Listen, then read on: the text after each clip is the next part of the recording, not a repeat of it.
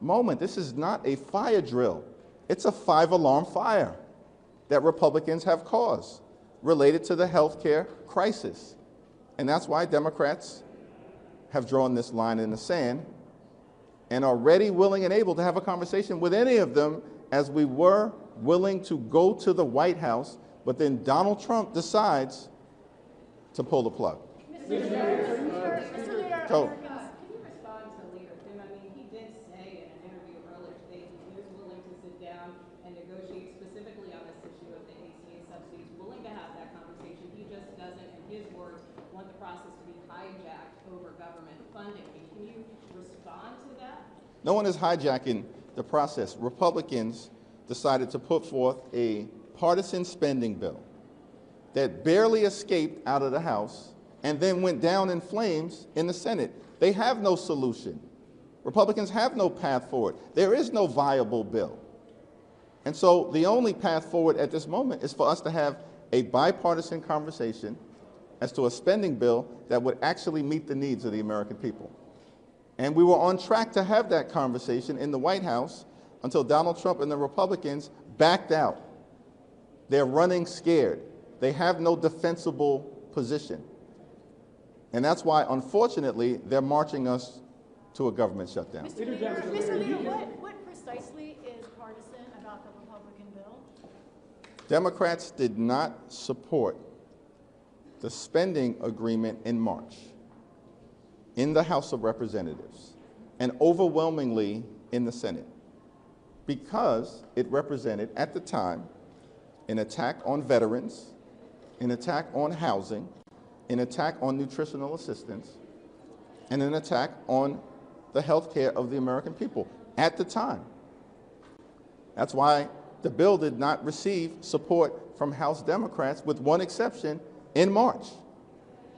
So the legislation that they've put before the House and now the Senate in a take it or leave it fashion is just a continuation of a dirty spending bill that we did not support in March. But Mr. Leader, this is a bill that would temporarily fund government. There are not the traditional riders that we see about policy on it. Are you saying it's partisan because Democrats won't support it? Isn't that a circular? No, it's not partisan because Democrats won't support it. Democrats did not support it in March. We did not support this bill. Why is this one that would be temporary funding through the end of November, why is that partisan? It's partisan because it didn't have the votes in the House in a bipartisan way. There was no conversation, there was no discussion, there was no effort to actually sit down and figure out what type of spending bill would meet the needs of the American people. The notion that we're supposed to accept that this is a clean continuing resolution is a joke. It's not, it's dirty for a wide variety of reasons. What are those reasons? I explained it repeatedly, and it continues the assault on the health care of the American people. Spending levels, the Democrats. They are not the Biden spending levels. Let's be clear about that. The Biden spending level, that's another Republican talking point. The Biden spending levels were agreed to by President Joe Biden in the December continuing resolution. That's the bipartisan bill in December, not in March. That's the Trump spending level. And the notion that anyone would just accept the statement that those are Biden spending levels, when it's very easy to take a look at the bill in December that was passed with bipartisan margins and signed into law by then President Joe Biden, and the bill in March that was jammed down the throats of the American people in a very partisan way and signed into law by Donald Trump. Don't accept that idea that it's the Biden spending numbers when the facts say exactly the opposite. Do you and Leader Schumer plan to make another request for it, or are you waiting for them to come to you? I expect to have a conversation with Leader Schumer at some point later on today. We've been in close contact with each other. We've repeatedly made clear that we are going to work together anytime, any place, and sit down with anyone on the other side of the aisle in order to avoid a Republican-caused government shutdown and to address the Republican health care crisis. The Republicans have refused to meet because they don't want to deal with the health care crisis that they've created. That's the reality. The largest assault on the health care of the American people in history. And no one disputes that. It's an assault on working class Americans. It's an assault on urban America, an assault on rural America, an assault on small town America, an assault on the heartland of America, and an assault on the health care of black and brown Americans all across the country. Those are the facts. That's why we're standing up in defense of the health care of the American people. Our message is simple. Cancel the cuts, lower the costs, save health care. Thank you, everyone. Thank you. Is there any back channel with the White House at all, Mr. Lee?